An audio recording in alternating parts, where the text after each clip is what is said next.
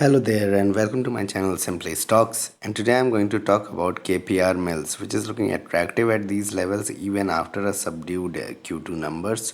So let's understand about the business. Let's get started.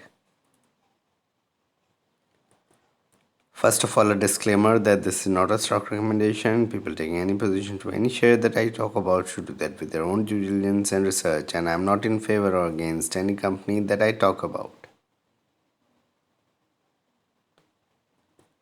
Before I talk about KPR Mills, a small request: kindly support me on Patreon. Once you do that, help me grow the channel. Help you also ask me questions and eke out answers in greater detail. Once you get a $10 membership, you'll have access to my portfolio, my watch list, and number of podcasts I put up from time to time. Also, if you can pay $100 upfront, you get 1 year access by paying for 10 months. For detailed market or company talk or number of stocks you are holding, you can directly email me and we can work things out with a fee. And also, if you cannot pay on Patreon or through card, you can join the WhatsApp membership with a 1 year membership there. So before I start with the KPR Mills analysis, and this is a detailed analysis, I would just like to update you with the condition at home, because the videos have not been that regular, and normally I do put up video every day. So thing is that my son got a fever, so he got injured, and he was under the weather over the last 3-4 days, and with the wife totally on bed at the moment and taking rest. This has been a really tough time. Kindly do pray for me, and the recovery takes place quickly. Probably by mid-December, things should be inshallah much better. So do pray for that. Next 25-30 days, things could be up and down in terms of providing videos, etc. But going forward, things should stabilize. So do pray that things get better on that front. So let's get back to the analysis on KPR Mills. Established in 1984, they manufacture a number of clothing products like yarn, knitted fabrics, and ready-made garments. It is one of the largest vertically integrated apparel manufacturer companies here in India, and it has presence across textile value chain. So it uses 29% of its yarn and 61% of its fabric for captive production and for textile, which is a very positive sign. The market cap of the company is around 20,000 crores. So these are the numbers. These are Q2 numbers, although Q1 numbers were pretty good. And when I made this presentation, it was based on Q1 numbers, and I was to present this probably a month back, about 35 days back or so. And at that point of time, when the Q1 numbers came out, it looked extremely strong with sales growth of 70%, profit growth of a similar front. But the Q2 numbers have been subdued, but overall, looking at the scenario and the way they export products and everything from FY24 onwards, I see their business only growing going forward. So if you look at Q2 numbers, they were slightly subdued. Sales were down, and I'll explain as to why they were down. They were not because of the textile factor that much. It was something else. So sales were down by around 1% or so, half a percent. Profit was down by around 19%. Margins were good, but yet profit ended up going down. There were a number of expenses that were coming in. It is a zero debt company, low promoter but high institutional holding in here. ROE of around 30%, margins of 23% is pretty strong for a company of this stature. You can say smallish mid cap company that we have. So if you look at the results at a glance of this second quarter, margins were down 300 basis points year on year, but were up 300 basis points quarter on quarter, and that's why I said that margins were pretty good. Although year on year they were down a bit, but they were decent. The margins are up 500 basis points compared to September of 2019, which is pretty strong.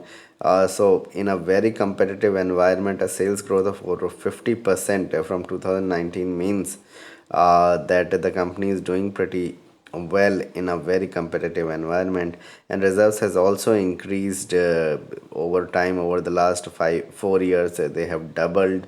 It has been gaining market share in the organized segment of this space.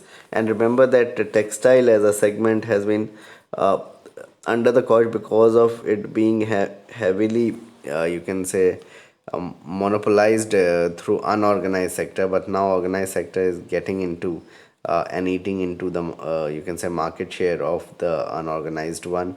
And demand should come in from FY24 as global economic environment become better. I'm very positive that Europe should recover by that time, and so companies exporting to other European countries, American continent, should end up doing well from FY21 24 onwards. As I mentioned, Q1 was extremely strong, 70% sales growth, 60-70% profit growth. So that also prompted me for putting up this video. If you look at the revenue picture over the last 3 years, from around 3,500 crores in FY19, we have gone to around 5,000 crores. So this has been a steady jump of around 11-12% CAGR. But if you look at the next slide of profits, from around 335 crores in FY19 and FY22, they had profits around 840 crores. It is more than doubled. In fact, a growth of about 150% over you can say a 4 year period, a 3 year period, said 2021 and 22, over a 3 year period, a growth of around 140-150% is quite strong in that regard. And in terms of margins, from around 18%, margins have expanded to around 25. And it looks like that this year they'll have margins around 25-26%, which is pretty stable.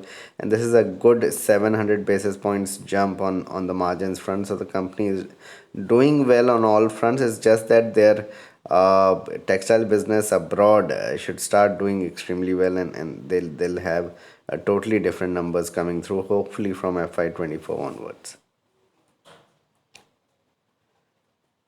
So if you look at the sales segment-wise breakup in terms of everything, so yarns and fabric make up around 43% of their sales. Garments make up around 40%.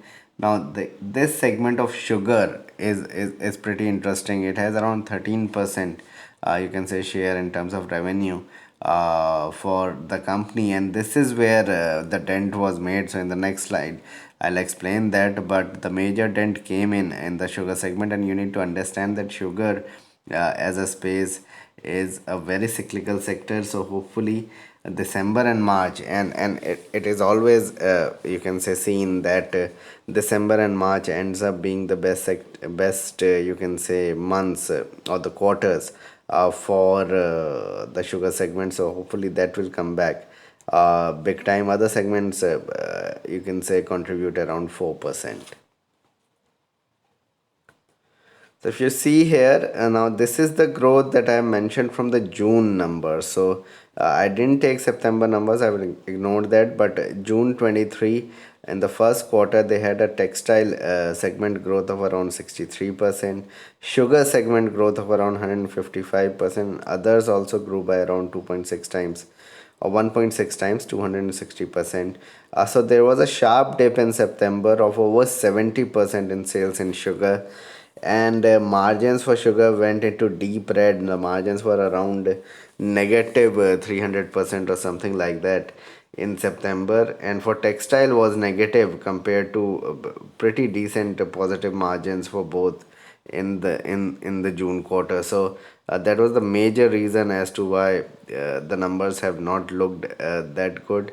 So we need to take that into consideration. So looking at other numbers, if you see there, so what has happened is that margins for textile were down 100 basis points year on year in June, but the sales were so good that eventual you can say bottom line numbers are pretty good. Now if you see here, sugar segment did extremely well. So actually it's a positive 500 basis points. That's a mistake, but positive 500 basis points jump in you can say margins for the sugar segment. And when you look at this time around, there was a negative 300% decrease in the profit margin. So it was a sharp decrease from what it was in the June quarter, and that really dented the numbers. Other segment did well this time around compared to the June quarter. Others did well this time around. So overall, I think the major dent that came in was that the textile segment went into negativity in terms of margins, whereas the sugar segment, so textile segment from 22% went into negative margins, and sugar segment was doing pretty well, which due to seasonality did not do well in the September quarter. If you look at the sales breakup overall in terms of, you can say, geographically, so this is where things lie. So India accounts for around 62% of their sales, and the rest of the world is around 38%, and probably that's where the major chunk of their sales growth would come in for the next 2 3 years. And that's where I'm positive that if somebody wants to take a risk, rather than taking a risk through an IT mid cap IT company, where you it will be very difficult to understand as to how the numbers pan out with respect to the deals that they have signed, and whether the deals will kick in with the numbers this quarter, that quarter. I think better to get into an India centric companies where major chunk of their business is in India, but there's a decent 38% sales coming from Europe and US. So there, if there is a little bit of positivity abroad, then things could look extremely good. Some of the important pointers with respect to the company exports to over 60 countries. So not that it exports to few countries in Europe or just in US. There are 60 countries. Their major export destinations are UK. That's where the major dent is coming for most of the companies who are working in UK. China, Australia, and the US. And Australia and US are also facing, you can say, that kind of recessionary pressure, not quite recession, but difficult situation economically compared to what it used to be, say, 2 3 years back. So that's where you have to keep an eye on. If there is a little bit of recovery, the stock could do extremely well. Top 5 export destination contribute 62% of total export. That was in 2021. And 1200 regular domestic clients for yarn and fabric, and 60 leading international brands for garments are with KPR Mills. So it's quite a decent company. I would say a mid cap company, behaving like a large cap in terms of the kind of business that it does. And top 10 export customers account for around 72% of total exports. So this is the kind of risk that you can say attach to KPR Mills, that their top 10 export customers account for around 72%. So if one or two of their customers go, you can say, back on them, things could be difficult in terms of sales front for the company. So this is a decent risk that one needs to take into account before getting into the stock. Some more pointers. So top 10 domestic customer accounts for around 9% of domestic revenue. So that's where the you can say the differential lies. So here you can say the distribution is pretty much even with respect to a number of customers bringing in that 62% of their sales. No single customer accounts for over 10% of the company's revenue in FY21 and 22. This is a very big positive. And as of Q4 FY22, company has an order book of 900 crores, which is also pretty decent. So they have to complete these orders now. You can look at this in two ways, that probably they are not executing their orders on time, or they're taking too long, or they are getting a lot of orders and they don't have the capacity to complete that. But on the positive front, you can say that the orders are coming in, and once they execute them, probably in the next 1 or 2 years, that will also show on the books and on the sales front.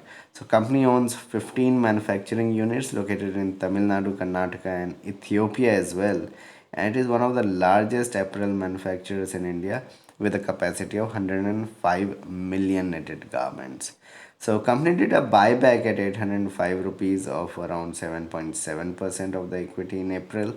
So the stock is trading at around 570, 580. The buyback had taken place at 800 rupees. So there is extreme value for the company, even with respect to what the management and what the, you can say, promoters of the company think. So in that regard also, the stock looks attractive. In terms of valuation, if we look at the stock, current EPS is around 24 rupees or so, and expected FY23 EPS, although I thought that they could end up doing 31, 32 rupees, but let's take on the safe side after what they did in Q2, that they'll do around 28 rupees or so this year. And it is currently trading at 20 times earnings, which is not very expensive, although I must say that textile companies normally trade between 15 to 25 times or something like that. But in terms of KPR mills, they have, you can say, backward and vertical integration as well, so they should get a premium to that valuation. I think FY24 there should be more traction, and the numbers should grow. I think expected FY24 EPS should be closer to 35 to 40 rupees, something around 37, 38 rupees is expected by then, when European and American, Australian operations do well. So we could see the stock trade at a P of around 28. I'm not taking a P exorbitantly high, but around 27, 28 you can see the stock trade at. So a medium term target of 1000 to 1050 is very much possible over the next 2 years. I think the stock could grow big time, but there is a risk attached to it, as I mentioned, with respect to the customers abroad as well as the conditions in Australia and UK. So take that into account and then take a call on the stock.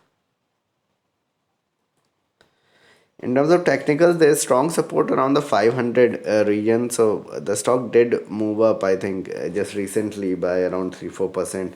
So any dip towards 550, 540, very good buying opportunity. It could surge big time over once it crosses 650. I think results need to support charts. If the next quarter results are also subdued, then we could be in trouble with respect to how the markets react. But there is a strong support around the 500 region, and if the stock trades above 580, 600, then your short-term support is around 560. But I think 500, 520 is your major support. So in my opinion, from a 3 year plus point of view, it's a buy at these levels. I believe that over a 3 year period, it should end up doing well. All these companies which are export oriented should do well over the next 3 years or so. I think recessionary pressure should go away by middle of next year at the worst. Short-term charts look mixed, so that's why it's better to buy on declines rather than just jumping in and buying into the stock. Do not put more than 5-6% of your total holding into this stock, because there are risks, as I mentioned, attached with the stock, and it looks like a consistent performer over the next 3 years or so. So this was a video on KPR mills. Please like and subscribe my channel, hit the bell icon so you can get my video straight away when I post it. Kindly support me on Patreon. Thanks a lot for watching.